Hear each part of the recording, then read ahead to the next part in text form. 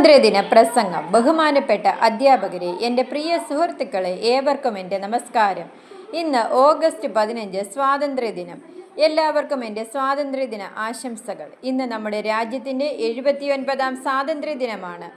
എല്ലാവർക്കും അറിയാമല്ലോ, 1947 രാജ്യം സ്വാതന്ത്ര്യം നേടിയ ശേഷം ഓരോ വർഷവും ഓഗസ്റ്റ് 15 സ്വാതന്ത്ര്യദിനം ആഘോഷിക്കുന്നു. സ്വാതന്ത്ര്യദിനം ചരിത്രത്തിലെ ഏറ്റവും പ്രധാനപ്പെട്ട ദിനമാണ്. നമ്മുടെ സ്വാതന്ത്ര്യ സമര സേനാനികൾ നമ്മുടെ രാജ്യത്തിൻ്റെ സ്വാതന്ത്ര്യത്തിനായി അവരുടെ ജീവിതം സമർപ്പിച്ചു. അവരുടെ പോരാട്ടങ്ങളുടെ ഫലമായി 1947 ഓഗസ്റ്റ് 15 ഇന്ത്യ ബ്രിട്ടീഷ് ഭരണത്തിൽ നിന്ന് സ്വാതന്ത്ര്യം നേടി. ഈ അവസരത്തിൽ നമ്മുടെ സ്വാതന്ത്ര്യ സമര സേനാനികളുടെ ത്യാഗത്തെ ഓർക്കുക.